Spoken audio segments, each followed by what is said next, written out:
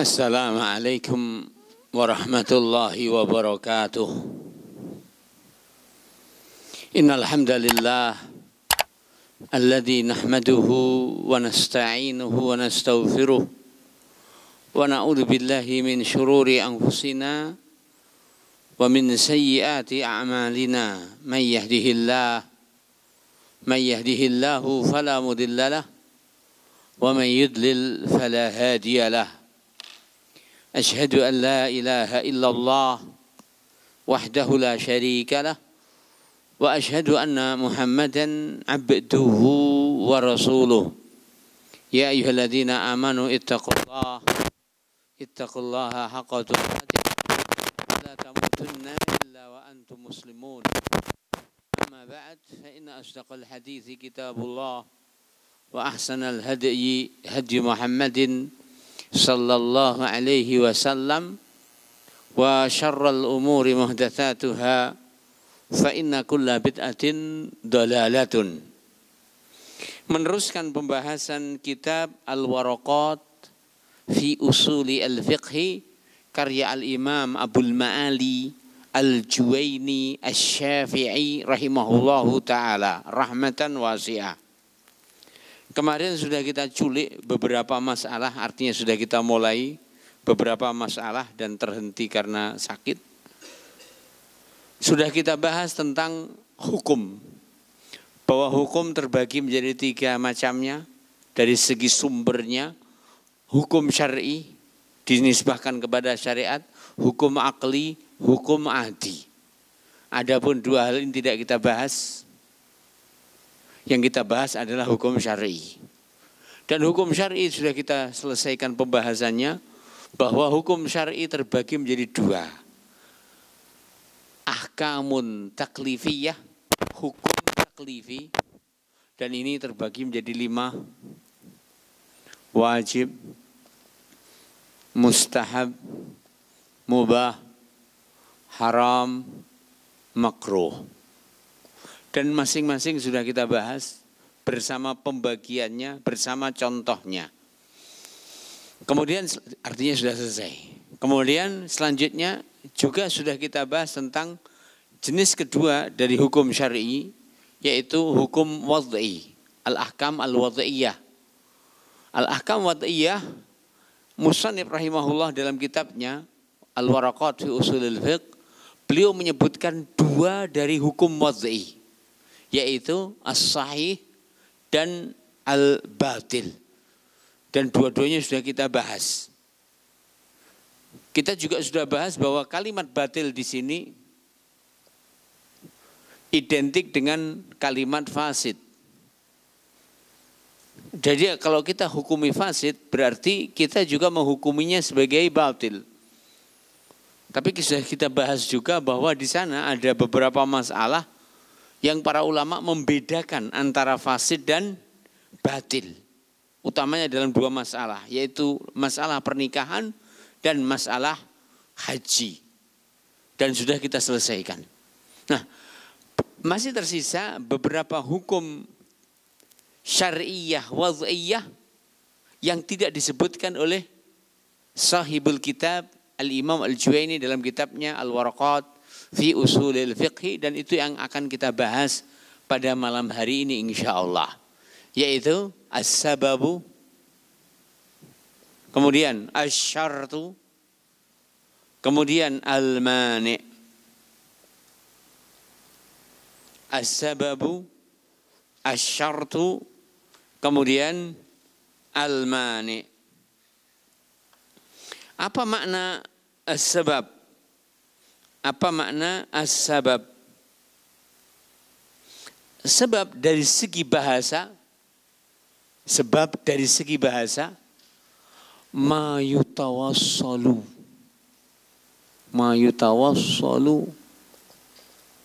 ila maksudin ma. Ya. Atau boleh disebut juga ma yutawassalu ila syai', karena apabila kita katakan maksudin ma, Walaupun para ulama mengatakan demikian, yang betul adalah ma yutawassalu ila syai'. Sesuatu yang digunakan untuk mencapai sesuatu yang lain. Jenengan dari sini mau ke atas, memakai apa? Memakai apa? Tangga. Nah, tangga itu namanya sebab. Atau memakai tali yang dijulurkan ke bawah. Nah, tali itu juga dinamai dengan sebab. Apapun yang Anda gunakan untuk sampai kepada tujuan itu namanya sebab. Baik. Adapun sebab dari definisi istilah syar'i. Ini tadi secara lughawi. Lughawi itu makna bahasa. Sekarang apa itu sebab secara makna istilahi? Dikatakan di sini ma yalzamu min wujudihi al-wujud wa min adamihi al-adam lidzatihi.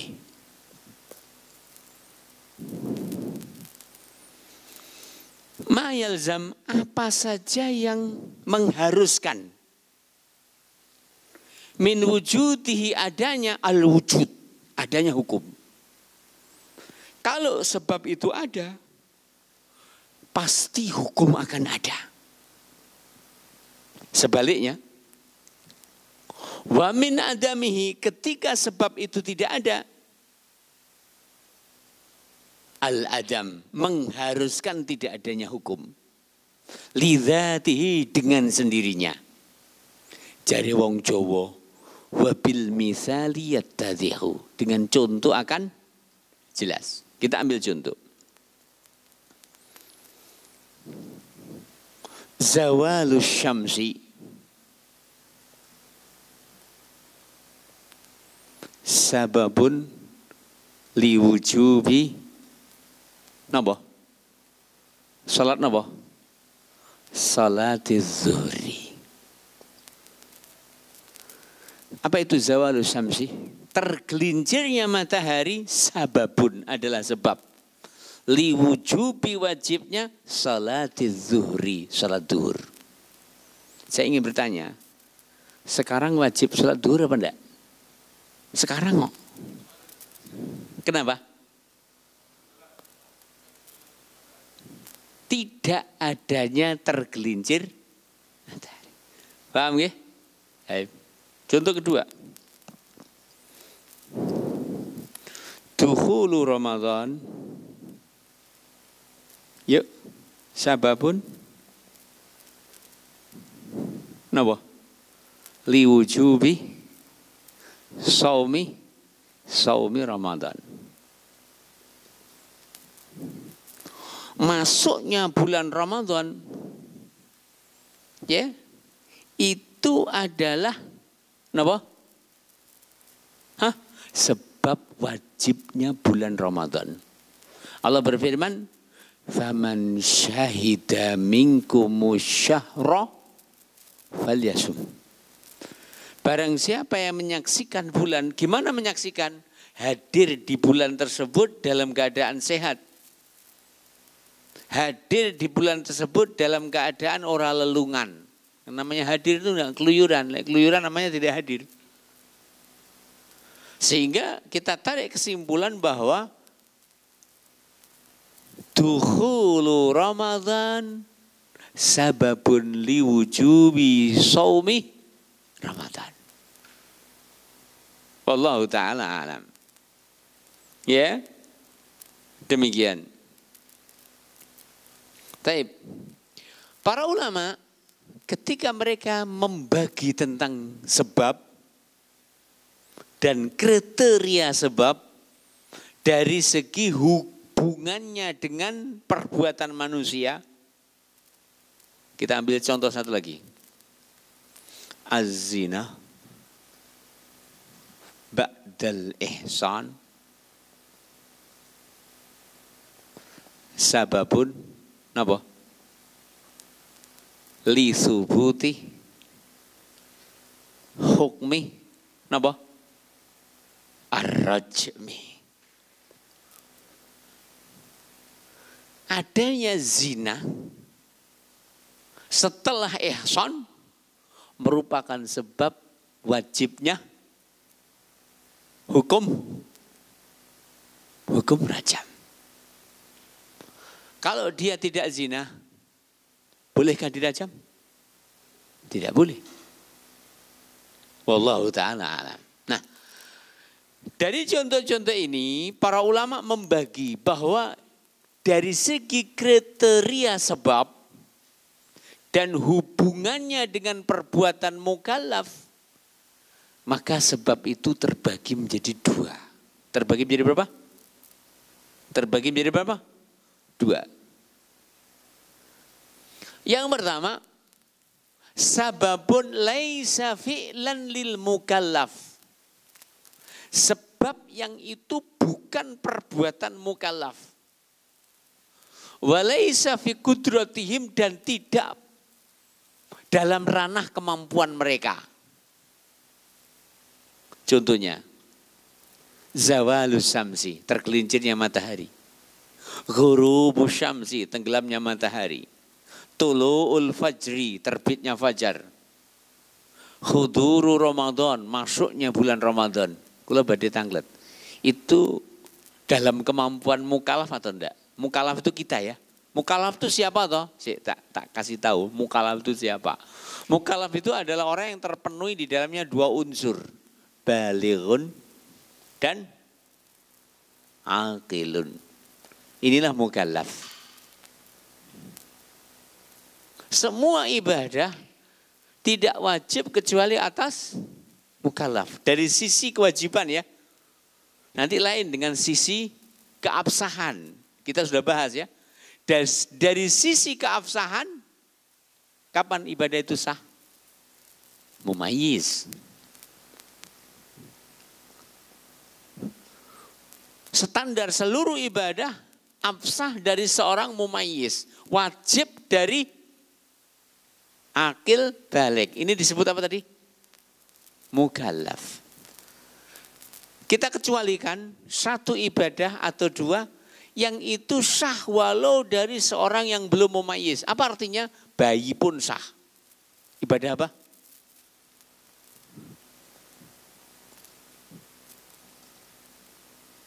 Nah, haji dan umrah ini walaupun belum mumayyiz, bayi pun sah. Ya. Dari segi kewajiban, kapan wajib? Ketika balik, ketika berakal. Ibadah. Ya. Dari segi sahnya mumayyiz. Di sana ada ibadah khusus sah dari bukan mumayyiz, haji dan umrah. Ini tasarrufat ibadah. Sedikit saya tambahkan lagi, di sana ada tasarrufat maliyah. Apa itu tasarrufat maliyah? Membelanjakan harta.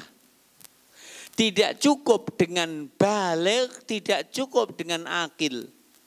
Tapi harus ada tambahan satu syarat lagi. Apa itu? Rasyidan. Apa itu rasyidan? Apabila ia mampu membelanjakan harta dengan benar. Kok diweki duit 5 juta, tinggi tuku dawet kabeh. Ini rasyid atau tidak? Rasyid atau bukan, Mas Anto? Diweki duit 5 juta, tinggi tuku dawet kabeh. Rasyid atau tidak? Ya enggak. Artinya apa 5 juta dawet? Artinya ciblon. Jadi apabila tasarrufat maliyah ditambahkan satu syarat ini. Tidak cukup balik, tidak cukup akil yang dua-duanya dengannya disebut mukallaf, yang itu adalah syarat wajib dalam ibadah. Tapi apabila ini adalah tasarrufat maliyah, kinerja harta, mengolah harta, disyaratkan satu syarat tambahan. Apa tadi? Rasyid. Walaupun namanya Rasyid, Abdul Rasyid, neng nyuwun sewu, Lola. Jual belinya sah apa enggak? Ya sah. Kemudian para ulama menambahkan satu lagi. Dalam masalah at-tabarru'at. Tabarru'at itu apa tuh? Tabarru'at itu sedekah, hibah. Maka ini tabarru'at. Maka para ulama mensyaratkan satu syarat. Tambahan atas 3 syarat ini bagi orang yang ingin tabarruk, mensedekahkan hartanya. Satu syarat lagi, yaitu bi'ayyakuna malikan. Apa malikan? Pemilik. Walinya yatim tidak berhak sedekah atas nama si yatim. Walinya orang gila tidak boleh sedekah atas nama orang gila. Kenapa?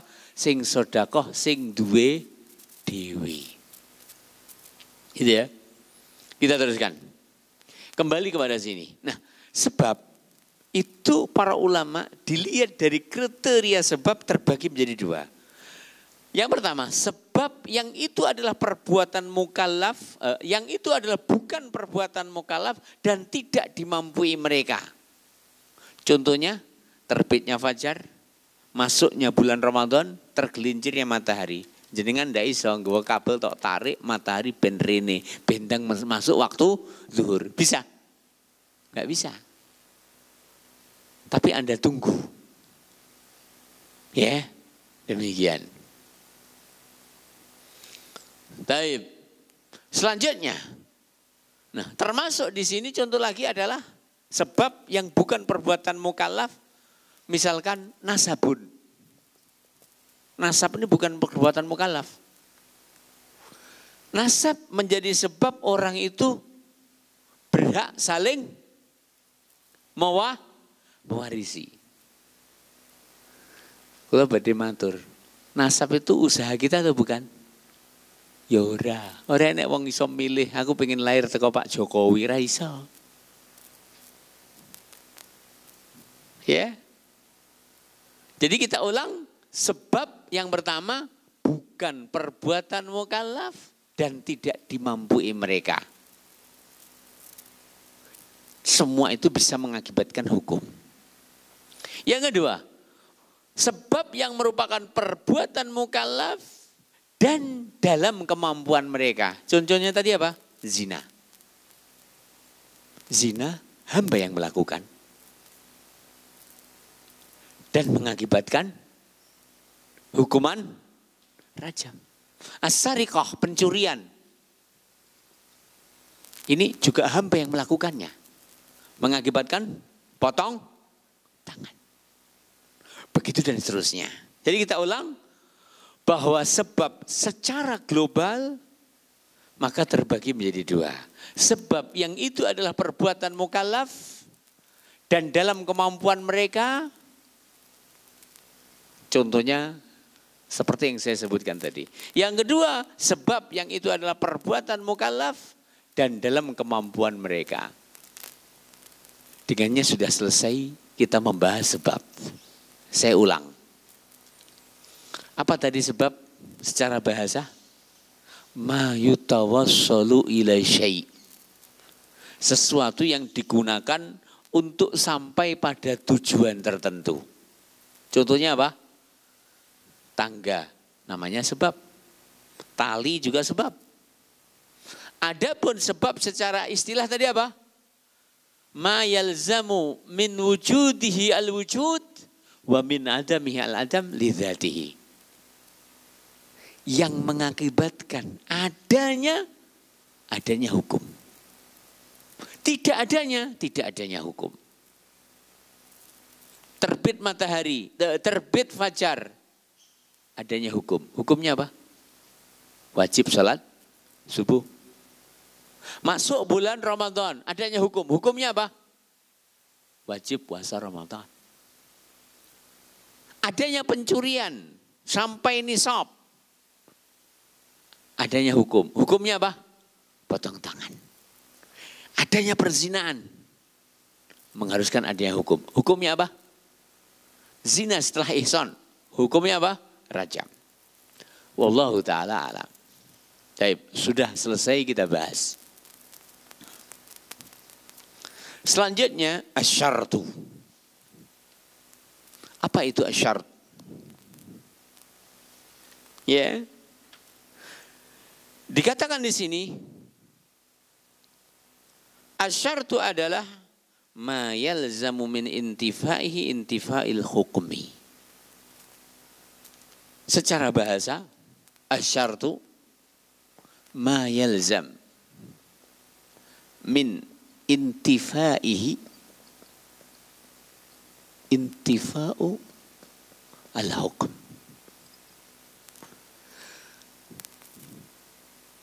Sesuatu yang berefek tidak adanya mengakibatkan tidak adanya hukum. Gak ada zina. Mengharuskan adanya hukum? Mengharuskan tidak adanya hukum. Sehingga kalau kita lihat sebab dan syarat memiliki titik singgung dalam masalah tidak ada. Tidak adanya syarat mengakibatkan tidak adanya hukum. Demikian juga tidak adanya sebab mengakibatkan tidak adanya hukum. Definisi syarat ma yalzamu min adamihi al-adam wa la yalzam min wujudihi wujudun wa la adamun lidzatih. Ya. Demikian.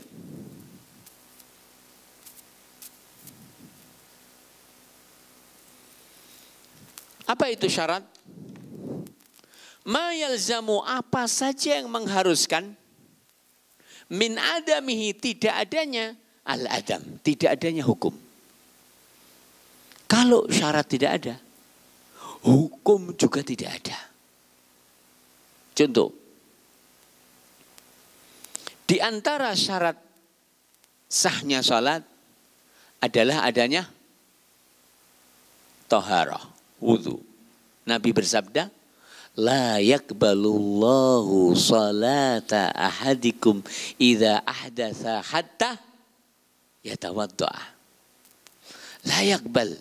Allah tidak akan menerima salata ahadikum, salatnya salah satu dari kalian, idza ahdatsa, apabila berhadas, hatta yatawaddaa, sehingga dia berwudu.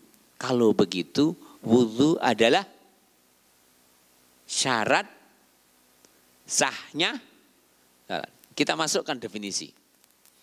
Ma yalzamu, yang berakibat, min adamihi, tidak adanya al-adam, tidak adanya hukum. Seorang salat tanpa wudu, lap-lap, assalamualaikum, assalamualaikum. Apa hukum salatnya? Tidak sah. Wala yalzam, namun tidak mengharuskan, min wujudihi, adanya syarat, wujudun, adanya hukum, wala adamuhu, dan tidak juga tidak adanya hukum, lidzatihi, karena zatnya. Orang sudah berwudu, haruskah dihukumi sholatnya sah? Wudu, tapi lek sholat seperti hadisul musi'il salah, lap lap lap lap lap, assalamualaikum. Apa hukumnya? Sah atau sah? Tidak sah. Loh, tadi katanya kalau tidak ada mengakibatkan tidak adanya hukum. Tapi kalau ada kok tetap tidak ada hukum? Ya, karena keabsahan sholat itu tidak hanya bergantung pada syarat sahnya sholat, namun juga di sana ada rukun-rukun yang harus dipenuhi. Karena hukum syar'i itu tidak lepas dari dua kriteria agar ia dihukumi sah. Kriteria pertama harus terpenuhi syarat-syaratnya, yang kedua juga harus terpenuhi rukun-rukunnya. Sehingga dengan sekedar adanya syarat tidak mengharuskannya sahnya hukum. Ya, bahkan ada syarat ketika rukun tidak terpenuhi, maka hukum tersebut juga tidak akan dinilai sah. Contohnya orang yang sholat tanpa tumak ninah, yang tumak ninah adalah merupakan rukun sholat. Maka tidak akan sah sholat seorang tanpa tumak ninah. Wallahu ta'ala alam. Jadi kita ulang lagi, apa itu syarat? Ma yalzamu min adamihi al-adam, wa la yalzamu min wujudihi wujudun wa la adamun lidzatihi. Tidak adanya mengakibatkan tidak adanya hukum. Adanya belum tentu mengharuskan adanya hukum. Kadang mengharuskan adanya hukum, kadang mengharuskan tidak adanya hukum ketika tidak terpenuhi rukunnya walaupun syaratnya terpenuhi. Wallahu ta'ala alam. Di antara contoh syarat adalah tadi. Taharah syartun lisihati as-salah. Istiqbalul qiblah syartun lisihati as-salah. Begitu dan seterusnya. Al-adalah syartun lisihati as-syahadah. Keadilan merupakan syarat sahnya persaksian. Wallahu ta'ala alam. Kemudian para ulama membagi syarat itu menjadi 4 macam. Dari segi sifatnya. Dari segi apa? Sifatnya. Jadi syarat dari segi sifatnya terbagi menjadi 4. Yang pertama, syartun akli. Syarat akli. Ya. Kal hayati lil ilmi wal ilmi lil iradah. Kal hayati seperti kehidupan lil ilmi agar dia bisa menerima sifat ilmu. Kal hayati lil ilmi. Apa maknanya? Tidak mungkin disifati berilmu kecuali apabila dia memiliki sifat hidup. Betul? Betul? Sehingga nama Allah Al-Hayy adalah nama yang kembali kepadanya semua sifat zatiyah. Jadi semua sifat zatiyah Allah itu kembali kepada Al-Hayy. Nama Allah Al-Hayy. Kenapa? Al-Hayy itu memiliki sifat hidup. Ketika Allah Ta'ala hidupnya adalah hidup yang sempurna, tidak diawali dengan ketidakadaan, tidak diakhiri dengan kepunahan, dan tidak disela-selai dengan kekurangan. Sehingga semua sifat-sifat kesempurnaan harus ada pada siapa? Allah Subhanahu wa Ta'ala. Mulai dari sifat al-ilmu, mulai dari sifat al-qudrah, mulai dari sifat al-iradah, mulai dari sifat al-samu, al-basar, dan seterusnya, dan seterusnya. Jadi semua sifat-sifat zatiyah Allah Ta'ala adalah konsekuensi dari sifat al-khayah.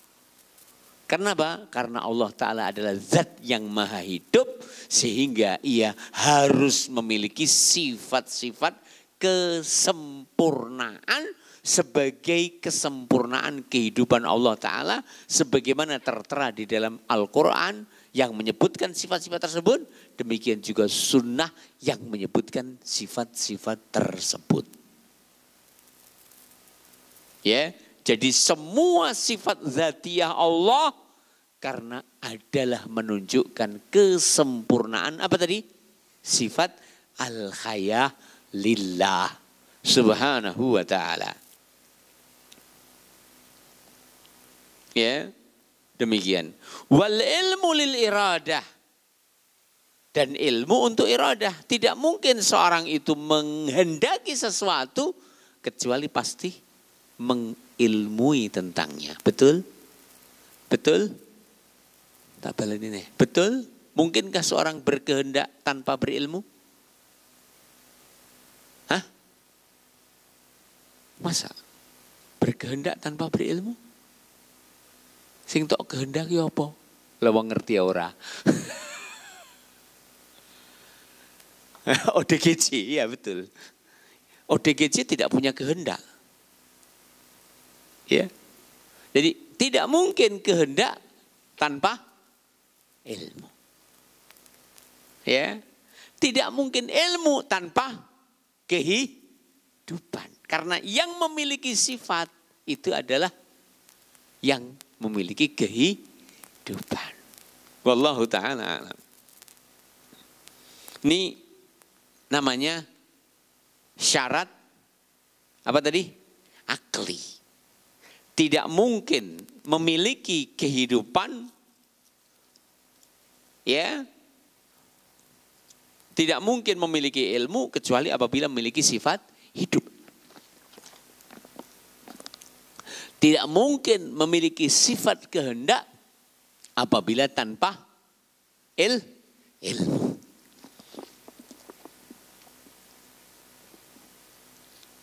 Kemudian yang kedua, syarat lughawi, syarat secara bahasa. Contoh, apabila seorang mengatakan kepada istrinya, in dakhalti ad-dara fa anti taliqun.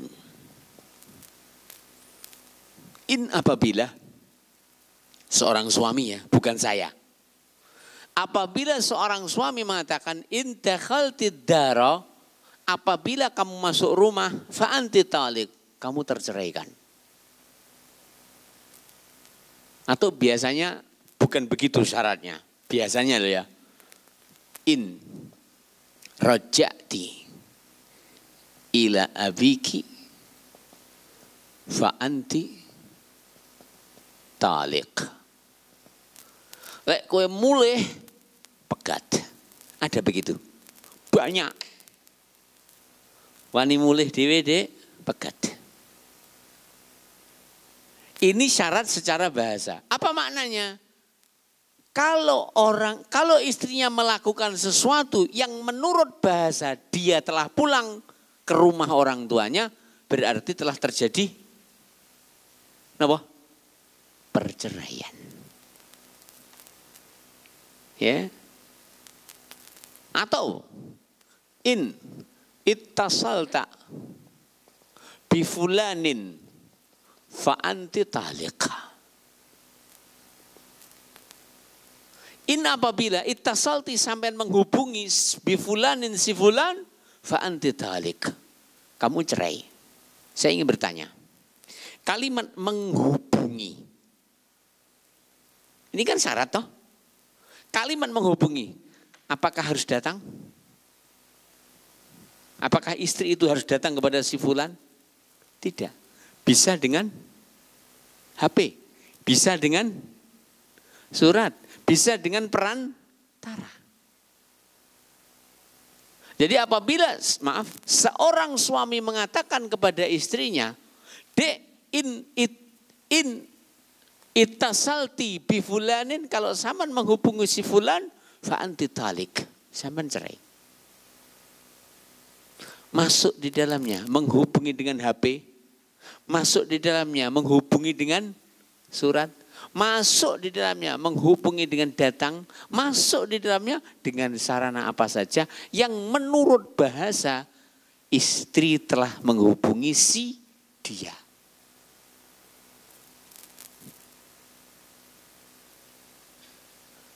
Walaupun suami tidak tahu, apabila istri melakukan dengan kesadaran, jatuhlah cerai. Kenapa? Sang suami menggantungkan cerai atas sebuah syarat, dan syarat itu lughawi.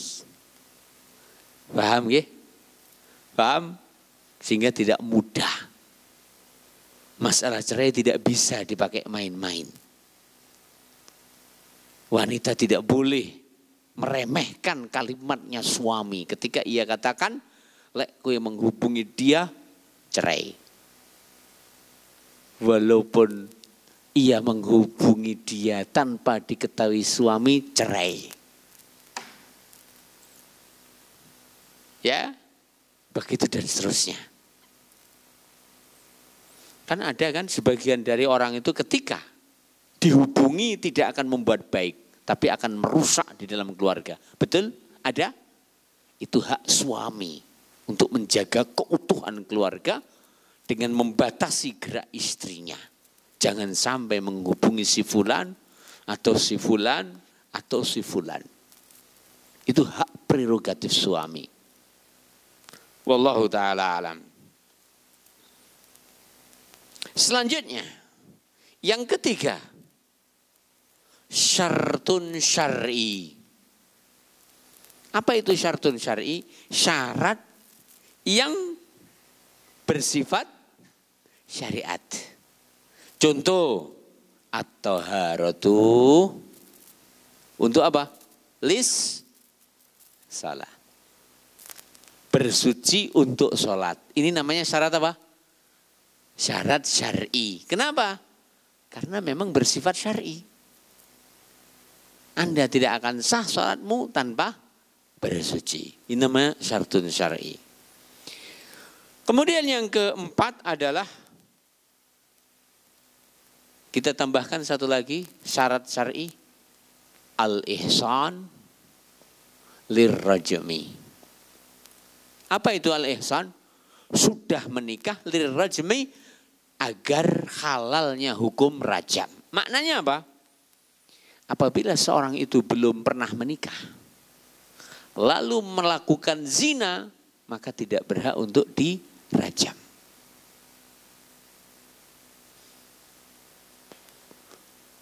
Hukumannya adalah 100 kali cambukan. Wis dibojo, gak kuat ngempecah. Rungokno. Wis dibojo gak kuat ngempecah. Rungokno. Hukumannya apa seandainya terjadi zina? Dirajam sampai mati. Urung dibojo gak kuat ngempet, terjerumus ke dalam zina. Apa hukumannya? Dicambuk 100 kali. Kalau begitu, agar bebas dari dibunuh dan agar bebas dari 100 cambukan, kira-kira mana yang lebih wajib? Mojokerto jane nanti sih? Tak takoni nih. Agar bebas dari cambukan 100 kali dan agar bebas dari apa? Dirajam sampai mati, mana yang lebih wajib? Sama lo jogo nyawamu karo jogo gegermu, sing enteng di Kang. Kayak sing buri di Arafine. Mana yang paling wajib? Hah? Loh kok si ojo menikah sih itu? Mana yang lebih wajib? Menjaga nyawa atau menjaga geger? Menjaga nyawa. Karena apa? Apabila sudah punya istri atau sudah pernah menikah kok berzina, dirajam sampai mati.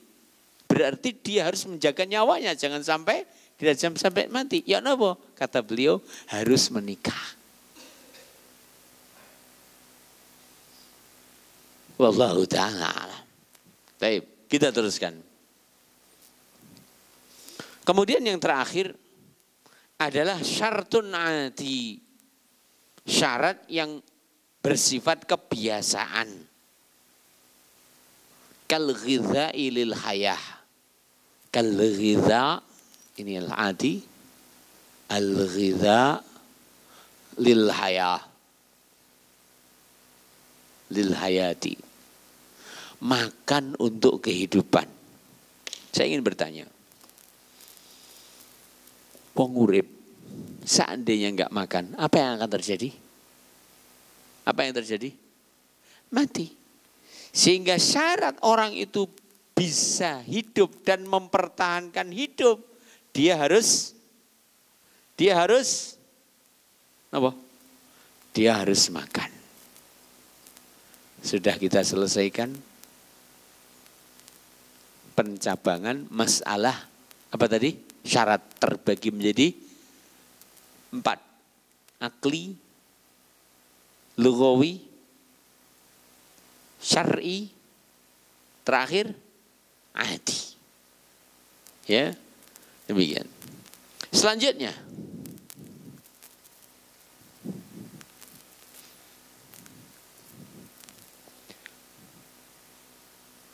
kembali kepada syarat. Bi'tibari masdarihi. Adapun syarat ditinjau dari segi masdarihi, sumbernya. Kalau tadi syarat ditinjau dari apa? Sifatnya. Sekarang syarat ditinjau dari segi sumbernya. Maka terbagi menjadi dua.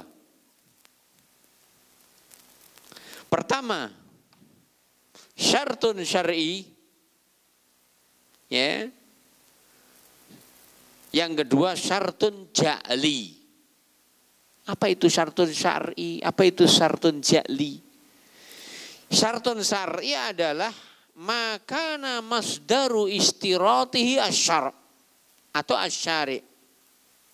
Makana masdar istiratihi asyari. Jadi sumber penetapan syarat itu dari asyari. Contohnya asyahidan wal waliyyu lin nikah. Adanya dua orang saksi dan harus adanya wali untuk keabsahan pernikahan. Saya ingin bertanya, siapa yang bikin syarat ini? Siapa yang bikin? Allah Ta'ala dan Rasul. Itulah disebut syartun syar'i. Kenapa? Makana masdaru istiratihi asyari'.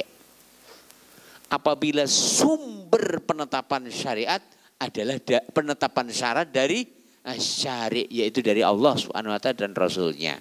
Dalilnya mana? La nikaha, perhatikan dalilnya. La nikaha illa biwaliyin wa syahidai adlin. La nikaha, tidak sah nikah illa kecuali biwaliyin, dengan adanya wali. Nak weda nikah ni awake dhewe sah mboten napa mboten sah? Mboten sah.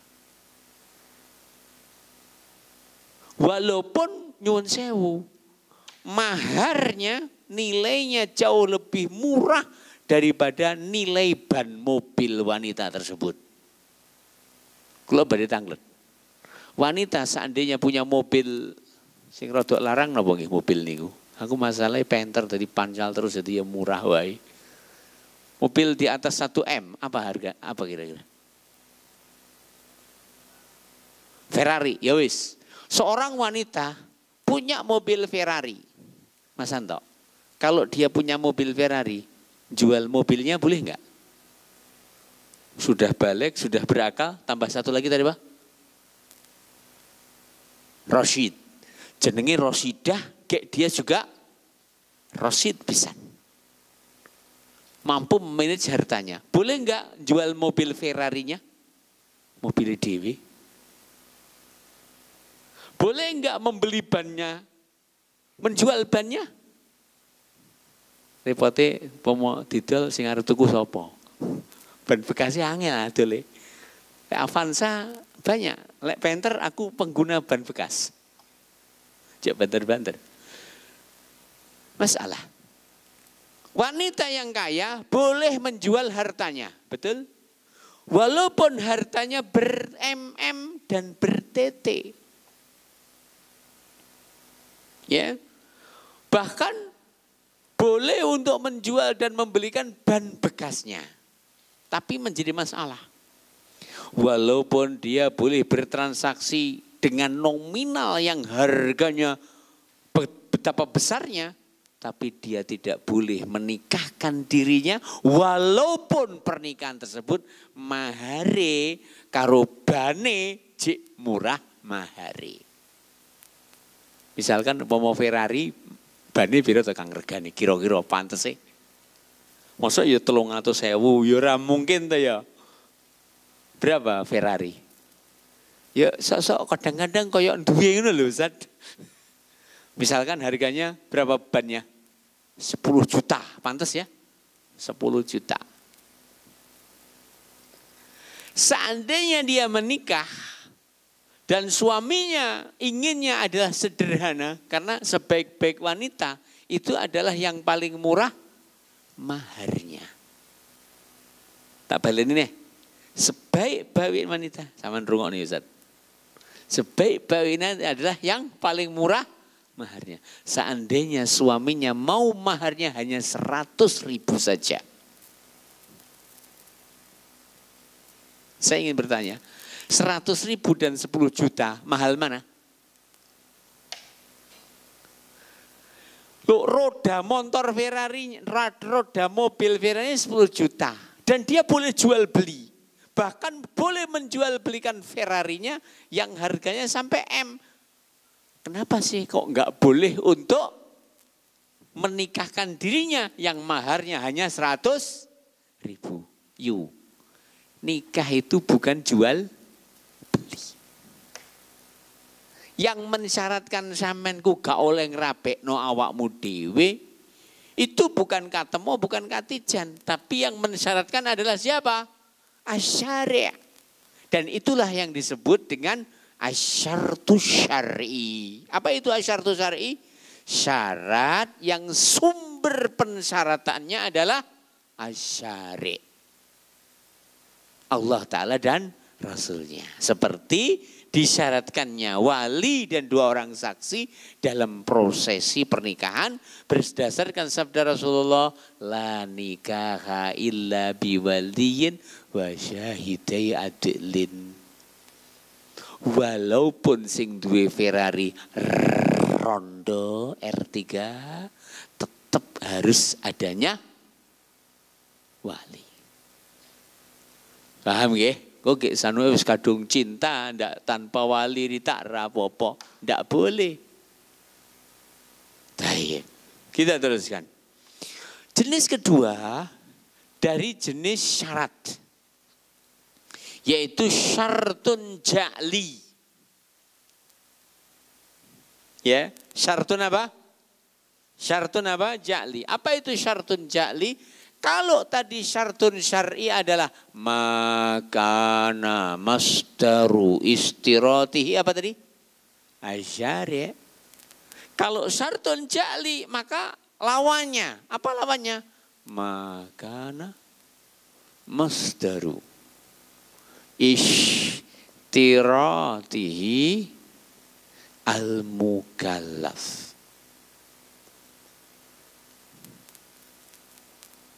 Makana semua transaksi yang masdaru istirati sumber pensyaratannya al-mukallaf. Siapa tadi mukallaf?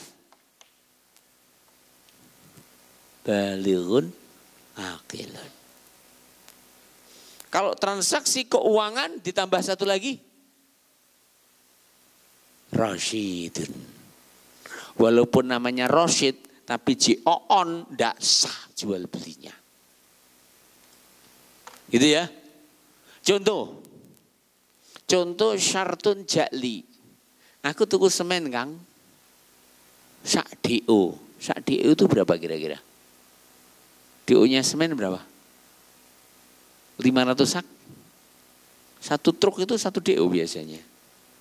Enggak 1 truk, 1 tronton biasanya. Bisa mengambil dari pabrik dengan 1 tronton. Itu bisa ngambil 1 DO. Kalau dia syaratkan, saya beli semen 1 DO. Tapi dengan syarat, tolong diantarkan ke rumah saya dengan biaya akomodasi 0. Biaya akomodasi berapa? Kenapa? Karena penjualnya kan nyun sewu lho nggih niki bocoran mawon. Bakul semen yang punya DO itu dia bisa menggunakan uang semen selama 4 bulan. Berapa bulan? 4 bulan. Sehingga apabila orang mau membeli 1 DO, Ya. Dan kontan, kira-kira seandainya tanpa bayar akomodasi, penjualnya mau nggak kira-kira? Zaman sekarang loh ya, oleh duit sakmono kean, ya toh? Gek tanpa bunga, kan dapat bunga, dia pap. Dan nanti kalau sudah sekian dia akan dapat bonus, kan gitu toh? Sehingga apabila seorang pembeli mengatakan saya mau membeli 1 DO dengan syarat antar ke tempat saya akun banasi 0, duit iki. Kalimat antar ke tempat saya akomodasi 0 itu apa namanya? Apa namanya? Syarat. Syarat apa? Jakli. Kok jakli? Iya, sing gawe Kang Jangli. Yang membikin siapa? Mukallaf. Itulah perbedaan antara syartun syar'i dan syartun ja'li. Yang terakhir adalah al-mani'. Al-mani'. Al-mani' secara bahasa al-ha'il baina asy-syai'aini. Asy-syai'aini. Al-ha'il pembatas, penghalang. Baina antara asy-syai'aini 2 hal. Apapun yang menghalangi dari sesuatu itu disebut apa? Mani'. Ya. Adapun secara istilah syar'i, al-mani' adalah ma yalzam min wujudihi al-adam. Adanya mengakibatkan tidak adanya hukum. Jadi dari sini lawan dari sebab. Kalau sebab tadi apa? Adanya mengharuskan adanya hukum. Tergelincir matahari harus zuhur. Masuk Ramadan harus puasa. Terbit fajar harus subuh. Kalau ini lawannya. Ma yalzamu min wujudihi al-adam. Adanya mengharuskan tidak adanya hukum.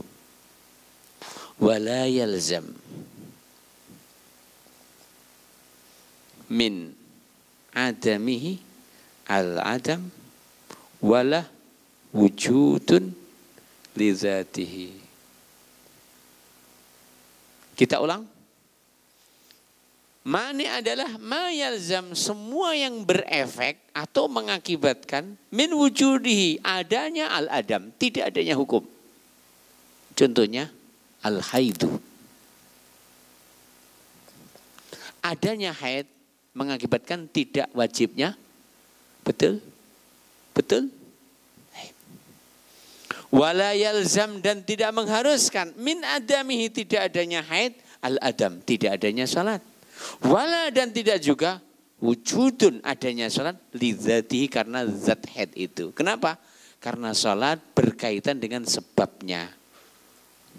Bagi orang yang haid atau bagi orang yang tidak haid, wajibkah bagi dia untuk salat subuh sekarang? Kenapa? Oh, gak haid loh ya. Karena waktunya belum.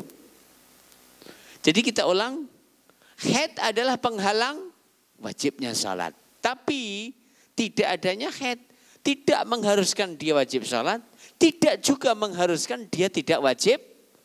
Kenapa? Salat itu berkaitan dengan sebab-sebab kewajibannya. Ya, demikian. Ada ulama lain yang mendefinisikan dengan maja'alahu asyari'u ha'ilan tuna tahakkuki as-sababi awil hukum. Maja'alahu asyari'u mani'an tuna tahakkuki al-hukmi awis sabab.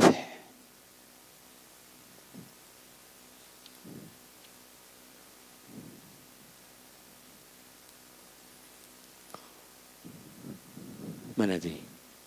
Al-mani'. Ada yang mendefinisikan definisi ini. Apa itu mani'? Ma apa saja. Ja'alahu yang telah menjadikannya asyari'u syari'. Kalau kita bicara syari', siapa dia? Allah dan Rasul. Mani'an sebagai penghalang duna tahakukil hukmi. Terwujudnya hukum, awis sebab atau terwujudnya sebab hukum. Karena itu para ulama berdasarkan definisi kedua ini, mereka mengatakan bahwa mani' secara global terbagi menjadi dua. Yang pertama, mani'un lil hukmi, yang kedua mani'un lis sabab. Mani'un lil hukmi, mani'un lis sabab. Apa itu mani'un lil hukmi? Kahtilafi ad-din mani'un lil warasah. Ini mani'un lil hukmi. Penghalang hukum. Contohnya apa? Kahtilafi ad-din. Perbedaan agama. Mani'un lil wirasah. Penghalang untuk saling mewarisi. Jadi dengan sekedar adanya perbedaan agama itu menghalangi adanya hukum wajibnya saling mewarisi. Juga haid menghalangi wajibnya salat. Kalau mani'un li sabab apa itu? Contohnya ad-dainu mani'un li wujubi az-zakah. Adanya utang, saya ulang, adanya utang menghalangi wajibnya zakat. Ini grade-nya adalah mani'un lis sabab. Karena sampainya nisab itu sebab wajibnya zakat. Ketika adanya utang dan menghalangi sampainya nisab, berarti hutang di sini adalah mani'un lis sabab. Penghalang terpenuhinya sebab wajibnya zakat, yaitu adanya hutang tersebut. Ada dua poin yang perlu untuk kita sampaikan di sini. Dikatakan, apa beda antara rukun dan syarat? Ini sering kita nggak bisa bedakan. Apa beda antara apa? Rukun dan syarat. Dikatakan di sini, ar-ruknu yakunu khari asyartu yakunu kharijan anil mahiyah. Wa amma ruknu fahinahu dakhilun fil mahiyah. Saya tulis biar Anda semakin jelas. Rukun, syarat. Apa bedanya? Min mahiyati asy-syai' kharijun min mahiyati syai'. Apa makna mahiyah? Hakikati syai'. Kita ambil contoh sekarang. Rukun, apa itu rukun? Ma min mahiyati syai'. Bagian dari sesuatu itu. Bagian dari hakikat perbuatan itu. Contoh. Tumakninah. Tumakninah di sini rukun sholat atau syarat sholat? Rukun. Kenapa rukun? Karena dia bagian dari ibadah sholat itu sendiri. Nggak bisa dipisahkan dari sholat. Adapun syarat, mahuwa kharijun min mahiyatihi atau mahuwa kharijun min haqiqatil fi'li. Perkara di luar. Contohnya apa? Toharoh. Saya ingin tanya. Toharoh itu di dalam sholat atau di luar sholat? Di luar sholat. Paham gak? Tapi sebagian dari syarat ada yang senantiasa menyertainya. Seperti menghadap kiblat. Itu syarat. Bukan rukun. Tapi dia tidak boleh untuk berpisah dari syarat ini dari awal sampai akhir. Wallahu ta'ala.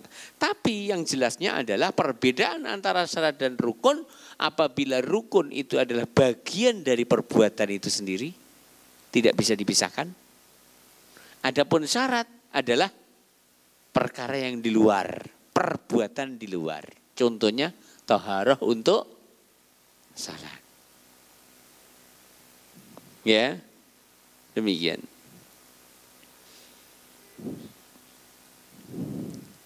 Baik, mungkin sampai di sini dahulu yang bisa kita sampaikan. Mudah-mudahan bermanfaat. Adapun pembahasan selanjutnya adalah tentang hakikat ilmu dan definisi ilmu usul fikih dan pembagian ilmu, dan insya Allah akan kita bahas pada pertemuan yang akan datang insya Allah. Subhanakallahumma rabbana bihamdika asyhadu an la ilaha illa anta astaghfiruka wa atubu ilaik. Assalamualaikum warahmatullahi wabarakatuh.